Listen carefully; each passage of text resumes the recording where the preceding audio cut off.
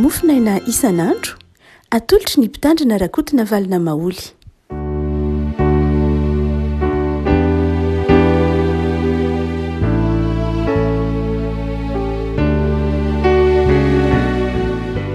Falina raha vahantsika rehefa malala tratry ity alakamisy fa 20 ny volana Jona ity. Ny mofinaina voalahatra antsika dia ny taratasy voalohany no soratana ho an'ny Tesalonianina. Tesalonianina voalohany toko 5, Tesalonianina voalohany toko 5:4 ka hatramin'ny 1:20. Tesalonianina voalohany toko 5:4 ka hatramin'ny 1:20 amin'ny anaran'i Jesosy. Fa ianareo rahalahy, tsy ao amin'ny maizina mba hahatratra anareo toy ny mpangalatra izany andro izany, fa ianareo rehetra dia zanaky ny mazava sy zanaky ny andro. Tsy any alina na ny maizina isika, koa dia aza mba matory toy ny sasany isika, vaoka hiambina ka hahony teny. Fa izay matory dia matory amin'ny alina, ary izay mamo dia mamo amin'ny alina. Fa satria any andro isika dia aoka hony tena ka hitafy ny finoana sy ny fitiavana ho fiarovan-tratra, ary ny fanantenana ny famonjena ho fiarovan-doha. Fa Andriamanitra tsy nanindry antsika ho amin'ny fahatezerana fa mba hahazo famonjena amin'ny alalan'i Jesosy Kristy Tompontsika, izay maty hamonjy antsika mba hiara-belona aminy isika, na mahatsiaro na matory, koa mifananara sy mifampatanja tahaka ny ataonareo ihany. Ray masino, manao masinana amin'ny fahamarinana ny teninao no fahamarinana. Amen. Ny fifanoheran'ny mazava sy ny aizina na ny andro sy ny alina no anoharan'ny Paoly eto ny fahasamafan'ny fiainan'ny mpino amin'ny fiainan'ny tsy-mpino. Ary dia apetrany tsara fa ny mpino dia zanaky ny mazava, zanaky ny andro, ary satria zanaky ny andro dia misy toetra tokony hananany zanaky ny andro, zanaky ny mazava zany. Amin'ny andininy vitsivitsy eto ampiantarantsika ity ary dia mitaona antsika hatsiaro na mitaona antsika hametraka ny fomba fiasantsika, ny fomba fiainantsika, ny fomba fitondrantenantsika, mifanaraka amin'izany mahazanaky ny andro na ny zanaky ny mazava antsika izany. Tsara manamarika fa ny taratasy ho an'ny Tesalonianina na ny fiangonana atao Tesalonika dia fiangonana lamina be, tsy dia tena hoe be korotana tahaka ny fiangonana tany Korinto na koa be fampianaran-diso tahaka ny tany Galatia sy ny tany Korintianina, fa fiangonana lazaina hoe lamina tsara ihany ny kristianina tao Tesalonika, na dia tanàna lehibe aza ny tao Tesalonika, tanàna lehibe tahaka ny tany Korinto, kanefa dia lamina tsara, tsy mpikorotan-dava, ary izay mahatonga ny Paoly amin'ny 10:20 manao hoe mifananara sy mifampatanja tahaka ny ataonareo ihany, zany hoe fananana fifampahirezana sy fomba fiaina mazava, fifanohanana, fifanampiana ny kristianina tao Tesalonika. Hitantsika amin'ny taratasin'ny Paoly izay fampahirezana ny kristianina tao Tesalonika izay. Foy raha teo ny taratasy ho an'ny Tesalonianina, foy satria tsy dia tena ataontsika hoe be olana ara-panahy na ara-potiporoana tahaka ny tany Korinto na tahaka ny tany Roma koa aza. Raha ka mijery isika mametraka fanontaniana amin'ny taratasy ho an'ny soratan'ny Paoly ho an'ny Tesalonianina ity hoe inona moa zany zanaky ny mazava? Inona ny toetra ny zanaky ny mazava? Inona ny tokony ho toetrantsika? Mpino eo anivony ny fijoroantsika vavolombelona? Dia any andininy fahavalo dia mamaly tsara mihitsy Paoly. Aoka ahony tena, aoka ahony tena. Ny matetika ny alahady, tsy hoe matetika moa fa ny atao hoe alahady ny fofoko manga ao anatin'ny efijekem dia saika ny alahady melon'ny 29 Jona mandrakariva, izany melon'ny fetim-pirenena. Ny alahady alohan'ny 29 Jona zany dia miara-matsiaro ny olona amin'ny antsoina hoe fahonoana tena eo anatrehan'ny zava-pisotro ho zava-pisotro mahamamo, fahonoana tena eo anatrehan'ny fidorohana zava-pisotro mahamamo, satria mandrakariva tokoa dia rehefa tonga ny fetim-pirenena io dia tazantsika fa tena fety tokoa ny eritreretan'ny olona azy mazava ho azy satria fety.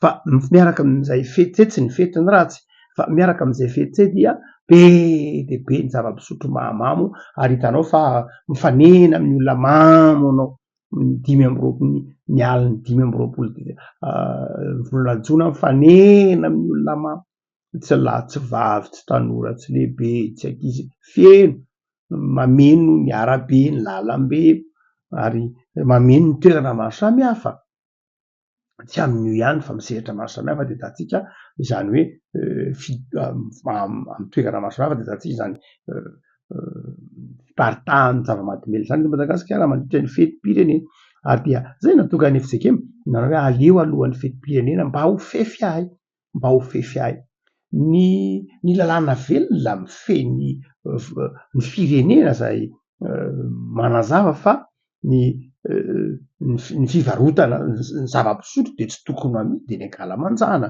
tahaka ny vatomamy na tahaka ny biscuit na tahaka zany ny zava-pisotro na zava-mahadomela tsy amidy tahaka zany lalàna velona eto amin'ny tany sy ny firenena zany saingy mahagaga de zao misy arafetra misy ara elanelany mihitsy hoe isaky ny 500 metatra angamba izay raha raha akaiky indrindra ny elanelany mpivarotra zava-pisotro mahamamo zany hoe tokony ho elanelanina 500 metatra raha kely indrindra ny elanelany mpivarotra toaka ohatra lalàna velona ny firenena zany saingy hitatsika fa makeny amin'ny avenue de l'indépendance tsika amin'ny 5 jona makeny amin'ny arabe amin'iny toerana maro samihafa asa ny beoriky ny asa ndotapenaky ny asa toerana maro samihafa de zao ohatran'ny iny amin'ny ohatra mivarotra jus mivarotra jus tsotra ny fivarotana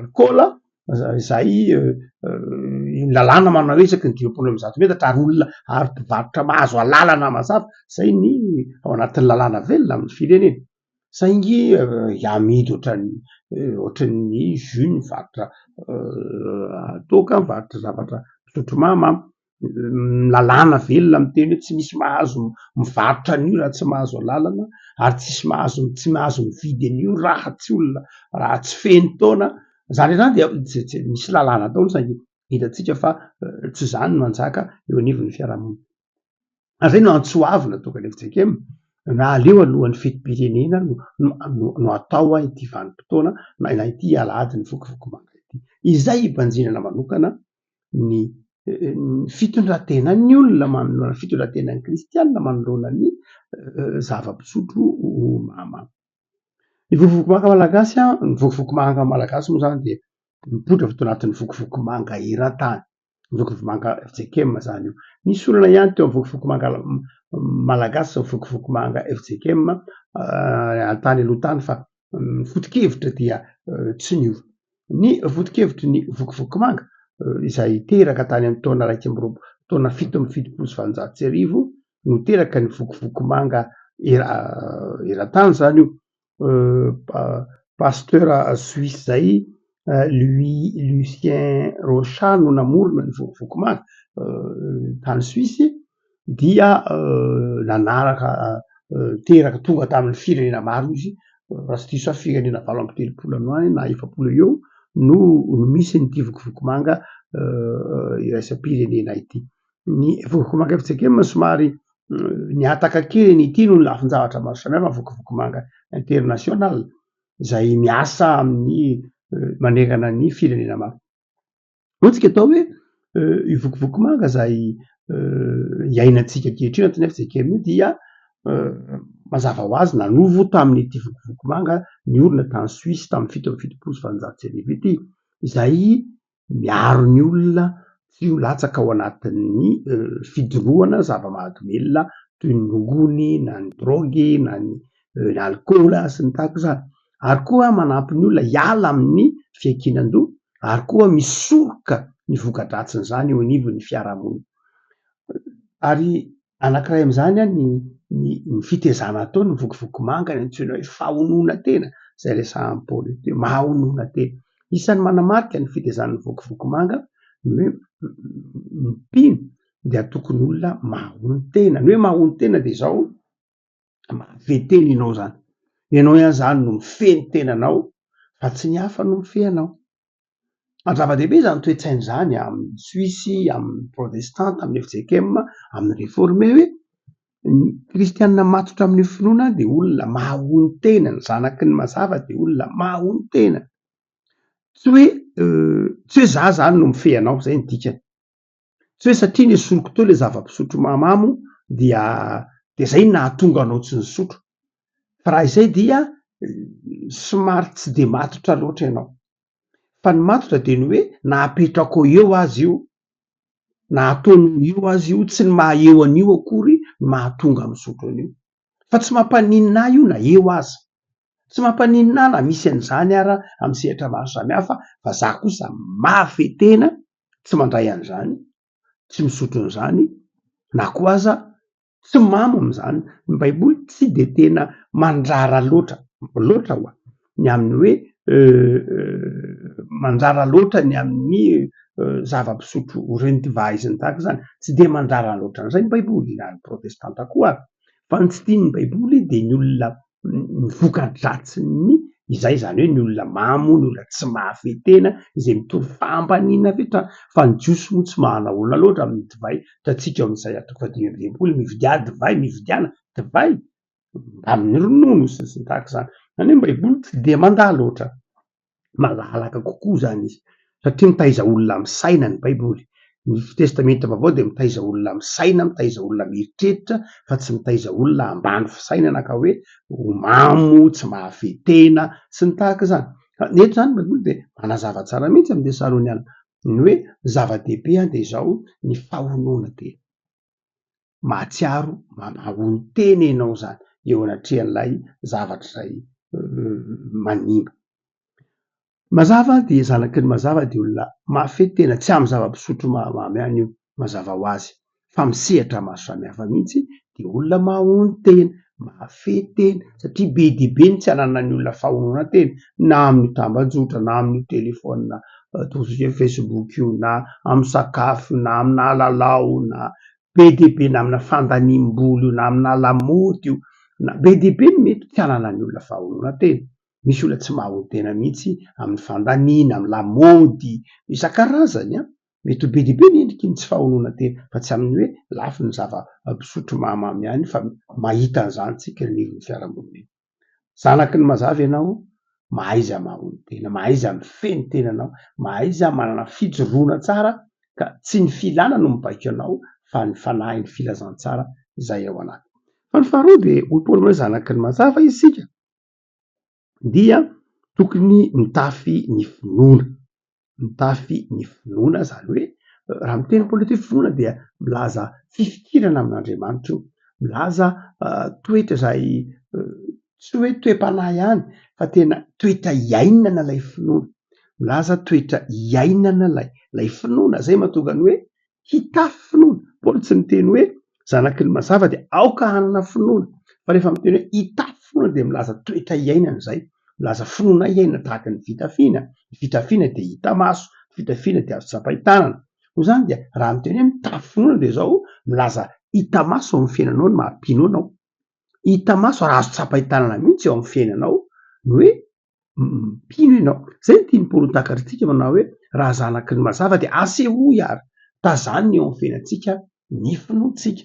Ary rehefa miteny hoe finoana hitafiana dia tsy ilay faharesen-dahatra ao anaty ihany, fa ilay rehefa miteny hoe fitafiana izy zany de tena ilay miresaka ilay finoana institution mihitsy koa io, fa tsy voatery ilay faharesen-dahatra ihany. Le faharesen-dahatra ny finoanan' Jesosy Kristy Tompo de manjary tonga rafitra, tonga mahatonga anao hoe finoana hita maso, zany hoe miangona ianao zany, zay hoe mitafy finoana. Raha mitafy finoana kanefa tsy miangona de aza de hoe mitafy finoana ianao. Raha ohatra ka finoana ohatra mitafy finoana de ny hoe tonga ianao dia manoana ny asan'Andriamanitra.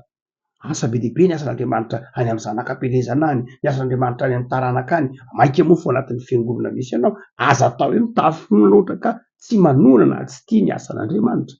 Zay le hoe hita maso ilay finoana, tsy ilay faharesen-dahatra anaty ihany, satria misy ilay faharesen-dahatra anaty, iny anao sy ny tompo. Fa rehefa tafiana ilay izy de aseho zany le izy, aseho amin'ny alalan'ny asa, amin'ny alalan'ny asa soa, amin'ny alalan'ny fanohanana ny asan'Andriamanitra, amin'ny alalan'ny fanohanana ny asan'ny fiangonana. Raha ohatra ka mitafy finoana dia tsy manenjika ny fiangonana akory, azo atao hoe mitafy finoana raha ohatra ka manenjika fiangonana na manaratsy fiangonana na manimba ny fiainan'ny fiangonana tahaka izany. Fa ny olona mitafy finoana dia olona izay maneho amin'ny fomba hita maso lay fanohanana sy lay fitiavany ilay finoana kristianina. Tsy amin'ny lafiny hoe miango manao adidy, tahaka izany koa manampy ny fitaizana tanora, manampy ny fiarahamonina mihitsy koa ara amin'izany ataontsika hoe fiainana ny finoana izany. Fa telo dio Paoly manao hoe raha ohatra ka zanaky ny andro ihany isika, zanaky ny mazava dia izao miaina ny fitiavana io isika, miaina ny fitiavana io isika. Rehefa miteny hoe fitiavana ny Paoly amin'ny Tesaloniana dia tsy ilay manana dimension anankiroa izy io na telo aza. Voalohany dia ilay fitiavana an'Andriamanitra, ilay fitiavana an'Andriamanitra zay mahatonga ny hoe fitiavana miaro ny tratra. Satria ao am-pony ao am-pony fitiavana dia fitiavana miaro ny tratra, ilay fitiavana inona ny fiarova-tratra zany. Dia izao ny fitiavana an'Andriamanitra ny voalohany, io ilay miaro antsika, miaro ny fotsika, dia ny fitiavana an'Andriamanitra ho fiarovany tratra zany hoe fiarovana ny fo, dia izao ny fitiavana an'Andriamanitra ny voalohany. Ary izay no mahazanaky ny mazava tia an'Andriamanitra voalohany. Tsy zanaky ny mazava raha ohatra ka tsy tia an'Andriamanitra. Ny zanaky ny mazava dia tia an'Andriamanitra, ary tsika rehefa miteny hoe tia an'Andriamanitra dia matahotra an'Andriamanitra izay, manaja an'Andriamanitra izay, manome voninahitra an'Andriamanitra izay, miaiky sy manaiky an'Andriamanitra ho tompo sy mpamonjy izay. Zay ilay hoe tia an'Andriamanitra, ilay fitiavana an'Andriamanitra. Fa ny lafiny hoe fitiavana dia izao misy koa lafiny dimension faharoa, lafiny faharoa dia izao fitiavana ny olombelona, ny fitiavana ny mpiara-belona aminao, fitiavana ny olona izay mifanerasera anao. Izay fitiavana izay dia ateraky ilay fitiavana an'Andriamanitra. Mandrakariva fantatsika fa rehefa tahaka ny sariny azo fijaliana io hoe ny fitiavana an'Andriamanitra ilay mitsangana. Rehefa azonao ny vertikala ho an'izay rehetra ataontsika hoe tsotra dia ny vertikala no mora raina indrindra. Ny vertikala mora raina indrindra izany hoe tsotra be ny fitiavana an'Andriamanitra. Rehefa azonao ny vertikala dia mora rehefa avy eo maka ny horizontal. Zay fotsiny. Rehefa azonao ny fitiavana, rehefa iainanao ny fitiavana an'Andriamanitra dia mora aminao ny mianatra ny fitiavana namana na ny fitiavana ny hafa. Ny fitiavana ny hafa zany dia ateraky ny fitiavana an'Andriamanitra. Ny fitiavana ny hafa dia ateraky ny fitiavana an'Andriamanitra. Noho izany dia zava-dehibe mihitsy ary eo amin'ny fiainana kristianina ny anehoantsika hoe tia ny namantsika isika, tia ny mpiara-belona amintsika isika, tsy zanaky ny andro isika, tsy zanaky ny mazava isika raha ohatra ka tsy tia namana, raha ohatra ka tsy tia ny olombelona mitovy amintsika, raha ohatra ka miaina ao anatin'ny fahakalana, miaina ao anatin'ny falifaty, miaina ao anatin'ny lompo, miaina ao anatin'ny fahihirana, miaina ao anatin'ny fireharehana, miaina ao anatin'ny fieboebona, satria ny fieboebona dia fanambaniana ny hafa, miaina ao anatin'ny avinavina, ny fiavinavina dia fanambaniana fanaovana ny hafa tsinitsinina, miaina ao anatin'ny fisekosekoana dia fanaovana tsinitsinina ny hafa na ny mandra. Ny olona zanaky ny mazava dia miaina an'izay izay fitiavana aman'izay, izay fitiavana ny hafa izay. Rehefa miteny tsika fitiavana dia izao lay fiezahanao hipetraka mandrakariva eo amin'ny toeran'ny olona izay tianao. Zava-dehibe izay famaritan'izay hoe ny fitiavana dia raha tia olona anankiray ianao dia miezaka ianao mipetraka eo amin'ny toerana misy azy. Izay raha teo moa ny dikany teny hoe empathie. Ianao zany miezaka mivoaka amin'ny toerana misy anao dia mandray ny toeran'ilay olona tiavinao. Nataon'i Jesoa ange zany. Nataon'i Jesoa ange zany. Jesoa ange naka ny toerantsika. Ary zay mahatonga antsika mianatra amin'i Jesoa amin'izay fitiavana namana izay. Noho izany dia raha olona tia namana isika dia miezaka maka ny toeran'ny namantsika. Ary dia tsy hitsara azy tsika. Satria fantatsika fa zava-dehibe ny mahazo azy, mampalahelo dia maka ny toerantsika ohatra. Dia fahatelo dia Paoly manao hoe ny olona izay zanaky ny mazava dia voalohany dia izy manao hoe mahony teny io, mafy teny io, tsy ny filany no mibaiko azy fa ny sainy, ny fahafahany, ny fahendreny, ny fanahy masina ao anatiny, miaina amin'ny finoana izy. Fahatelo, miaina ny fitiavana izy.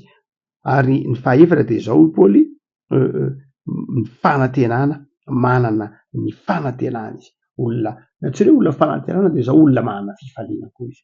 Olona manana fijery miabo, manana espérance, manana fijery miabo ny ankehitriny. Zany hoe rehefa miresaka amin'ny olona manana fanantenana dia zao olona manjary manjary tia miaina ianao rehefa miresaka aminy, fa tsy hoe kivy. Tsy hoe rehefa avy miresaka aminy ianao dia kivy dia lasa miraviravy tanana, fa rehefa avy miaino azy ianao dia zao manjary manana risy-po hivoatra, manjary manana risy-po hiezaka, manjary manana risy-po hanao zavatra, manjary manana risy-po hitraka. Zay nateraky ny fanantenana. Manjary misy heviny aminao rehefa miresaka amin'ny olona mpizara fanantenana anao, rehefa tojo an'izay fanantenana zay anao dia manjary misy heviny aminao daholo, na ny segondra, na ny minitra mandalo, na ny zavaboary, na ny tahaka izany.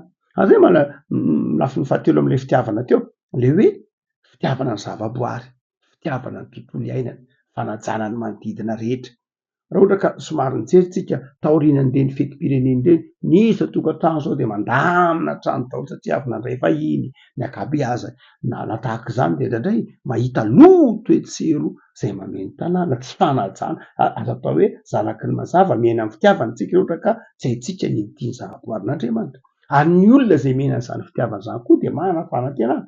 Ny olona zanaky ny mazava dia manana fanantenana izay manjary ho tsika teo hoe mampisy risy-po ny fanantenana, manjary mahatonga anao te hanao zavatra, mahatonga anao te hihoatra ny fetranao mihitsy ary. Ny fanantenana dia mahatonga anao te hihoatra ny fetranao, te hanao bebe kokoa, te hiezaka bebe kokoa, satria manana fanantenana hoe ny ampitso dia tsara zao ankehitriny zao no mamboatra, manana didy amin'io ampitso tsara izay mahafinaritra miandry ahy io.